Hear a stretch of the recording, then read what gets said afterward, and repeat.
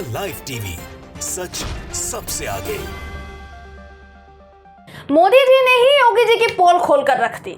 ये सुनने में थोड़ा हैरान कर देने वाला जरूर होगा दोस्तों, लेकिन इससे भी ज्यादा हैरानी आपको तब होगी जब आप ये ताजी खबर सुनेंगे। मोदी जी के नेतृत्व वाली केंद्र सरकार ने योगी जी के नेतृत्व वाली यूपी सरकार को लेकर लोकसभा में कुछ ऐसा दिखा दिया है जिससे ना सिर्फ योगी आदित्यनाथ फंसे हैं, बल्कि उनकी यूपी पुलिस तो बहुत बुरी तरीके से लपेटे में आ गई है। यूपी में हिरासत में मौत का खुलासा हुआ है दोस्तों कि इसका आंकड़ा क्या है। नमस्कार, मेरा नाम है जयंती झा और आप देख रहे हैं द लाइव टीवी। देश में पिछले 2 सालों में हिरासत में सबसे ज्यादा मौतें मुख्यमंत्री योगी आदित्यनाथ के उत्तर प्रदेश में हुई है, उनके नेतृत्व वाले उत्तर प्रदेश में हुई है।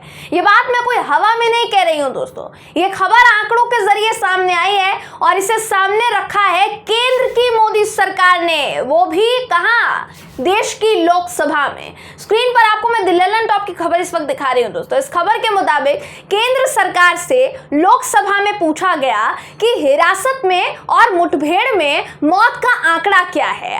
आपके पास आंकड़ा होगा, आप वो आंकड़ा पेश कीजिए।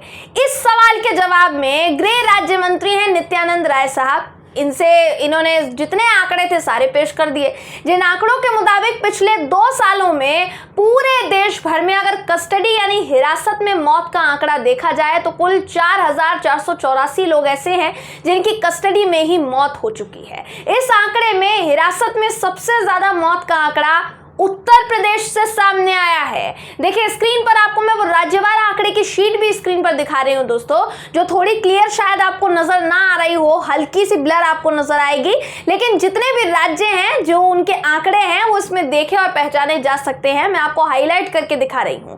अगर मैं आपको यूपी के आंकड़े मार्क करके दिखाऊं तो 2020 से 2021 का आंकड़ा कहता है कि यूपी में हिरासत में ही कुल 451 लोगों की मौत हुई। वहीं 2021 से 2022 में यह आंकड़ा और बढ़ गया, जो कहता है कि इस साल के दौरान कुल 501 लोगों की मौत हुई। यह जानकारी केंद्र की मोदी सरकार ने लोकसभा में उपलब्ध करवाई है दोस्तों। आपको बताना चाहूंगी कि इन आंकड़ों को सामने लाने के लिए केंद्र की मोदी सरकार ने वाकई बहुत मेहनत की है। योगी जी की पोल खोलने के लिए बहुत मेहनत की गई है। इन आंकड़ों को सरकार ने राष्ट्रीय मानवाधिकार आयोग की जानकारी के आधार पर जुटाया है पहले तो, और उसके बाद पेश किया है, लोकसभा में जारी किया है। वहीं अगर सभी राज्यों में मौत का आंकड़ा आप देखेंगे तो राष्ट्रीय मानवाधिकार आयोग ने बताया है कि देश भर में आंकड़ों के मुताबिक हिरासत में मौत के आंकड़ों के मुताबिक 2020 से 21 में हिरासत में मौत से जुड़े 1940 केस दर्ज किए गए। साल 2021 से 22 में 2544 मामले दर्ज किए गए, जिसमें सबसे ज्यादा यूपी से सामने आए हैं। गृह राज्य मंत्री नित्यानंद राय ने तो लोकसभा में केंद्र की ओर से जारी किए इन आंकड़ों के अलावा दोस्तों योगी जी को कई मुंह दिखाने लायक नहीं छोड़ा। उन्होंने क्या कहा आगे सुनिए। उन्होंने आगे ये भी कहा है कि पुलिस और पब्लिक ऑर्डर राज्य के विषय हैं। लोगों के मानवाधिकारों की सुरक्षा सुनिश्चित करने के लिए राज्य सरकार प्राथमिक रूप से जिम्मेदार है। मतलब केंद्र की मोदी सरकार ने लोकसभा में यह स्वीकार किया है कि पुलिस और पब्लिक ऑर्डर राज्य का विषय है। इसके लिए सबसे पहले राज्य सरकार की जिम्मेदारी बनती है। यानी उनके कहने का मतलब है कि अगर पिछले 2 सालों में यूपी में हिरासत में मौतों का आंकड़ा रिकॉर्ड तोड़ है तो उसका जिम्मेदार और कोई नहीं है, केंद्र की मोदी सरकार नहीं है। उसकी जिम्मेदार सिर्फ और सिर्फ योगी सरकार है, योगी जी है, उनकी सरकार है। मतलब केंद्र की मोदी सरकार ने योगी आदित्यनाथ के सभी कर्मकांडों का खुलासा कर दिया है दोस्तों। ये बहुत चौंकाने वाला है कि एक दिन पहले ही योगी सरकार को सुप्रीम कोर्ट तगड़ी फटकार लगाता है, तगड़ी डांट लगाता है सुप्रीम कोर्ट में खड़े खड़े, और अगले ही दिन मोदी जी की सरकार भी योगी जी पर गाज गिरा देती। किस तरीके से गाज गिराई है, ये पूरी खबर उसी बात का सार है दोस्तों। सुप्रीम कोर्ट केंद्र सरकार के पोल खोलने से पहले ही योगी सरकार को कोर्ट में खड़े खड़े घसीट चुका है, जलील कर चुका है, और वो भी इसी मामले को लेकर। सुप्रीम कोर्ट ने अंडर ट्रायल कैदियों को लेकर योगी सरकार को फटकार लगाई, जहां उन्होंने कहा कि अगर आप अंडर ट्रायल कैदियों की रिहाई पर फैसला नहीं सुनाते, नहीं लेंगे फैसला, तो हम एक साथ सबका, जितने भी कैदी हैं उन सबका बेल ऑर्डर पास कर देंगे। आपको बताना चाहूंगी दोस्तों कि यूपी की जेल में कुल 853 कैदी ऐसे हैं जिनका जो केस है, जिनका जो मामला है वो अंडर ट्रायल चल रहा है और ये सभी उत्तर प्रदेश की जेलों में करीब 10 साल से बंद हैं। योगी सरकार की इसी हरकत को लेकर सुप्रीम कोर्ट ने टिप्पणी की। सुप्रीम कोर्ट ने न सिर्फ फटकार लगाई बल्कि इन कैदियों का ब्यौरा मांगने के साथ साथ यूपी सरकार को जवाब भी दाखिल करने के लिए कहा गया है। और ये जवाब दाखिल करने के लिए कि आखिर अभी तक कार्यवाही क्यों नहीं हुई है, आप क्यों कोई फैसला नहीं ले रहे हैं, इसका जवाब देने के लिए योगी सरकार को 2 हफ्ते का समय दिया गया है। अब जब सारा कच्चा चिट्ठा केंद्र की मोदी सरकार ने खोल ही दिया है तो सवाल पूछ लेते हैं इनसे। सवाल ये भी है कि इतने लोगों ने हिरासत में अपनी जान गंवाई, उनमें से कितने मुस्लिम हैं और कितने हिंदू हैं, जरा ये भी अगर इस पर भी थोड़ा प्रकाश डाल देते तो अच्छा होता, नहीं? क्योंकि जो आंकड़े, जो पिछली खबरें आई वो तो कुछ और कहती हैं। हिरासत में हुई मौतों और एनकाउंटर के बाद भी पुलिस मुकर जाती है कि मौत का कारण ये नहीं है बल्कि कारण तो कुछ और है।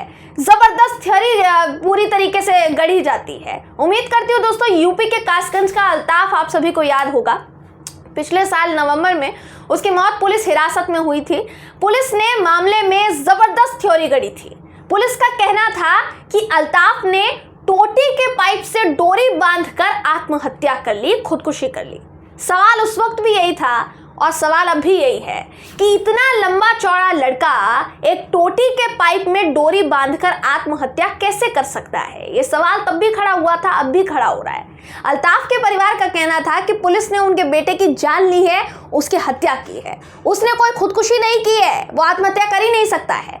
पुलिस ने इसके बाद जिस तरह से आनन फानन में 5 पुलिसकर्मियों को सस्पेंड किया था, उसी वक्त चोर की दाढ़ी में तिनका नजर आ गया था। कहीं ना कहीं ऐसा लगा दोस्तों कि हत्या हिरासत में ही की गई है, लेकिन आप गैर जिम्मेदाराना हरकत देखिए यहाँ पर। अभी तक इस केस की जांच पूरी नहीं हुई है। इस केस की जांच अभी तक चल ही रही है और न जाने कब तक चलेगी, कुछ पता नहीं। वहीं उत्तर प्रदेश का ही हिरासत का एक और मामला, बुलंदशहर में सोम दत्त की पुलिस हिरासत में मौत हो गई थी।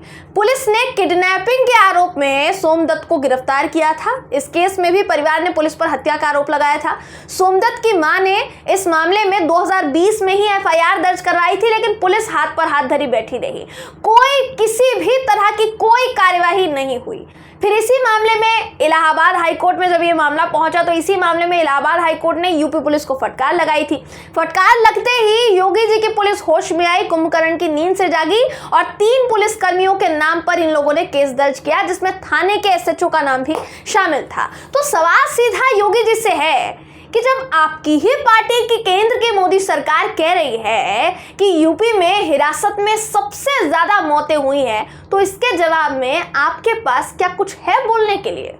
क्या यूपी में अभी भी अंडर ट्रायल केसेस जो हैं, जिसको लेकर फटकार लगाई सुप्रीम कोर्ट ने, वो इसलिए लंबित पड़े हैं ताकि हिरासत के दौरान ये जो मौत का आंकड़ा पेश किया गया है इसमें इजाफा हो सके? केंद्र की मोदी सरकार ने लोकसभा में जो सिलसिलेवार आंकड़े पेश किए हैं, उन आंकड़ों को लेकर योगी जी का क्या कहना है? अब तो जनता यही जानना चाहती है, क्योंकि अगर योगी आदित्यनाथ अपने पहले कार्यकाल और अपने दूसरे कार्यकाल को लेकर अपनी पीठ थपथपाते नहीं थक रहे हैं, तो ये जो खबर है दोस्तों जो अब सामने आई है, ये उनके दोनों ही कार्यकाल पर एक धब्बा लगा गई है। जो धब्बा किसने लगाया है? धब्बा लगाया है मोदी जी की ही सरकार ने।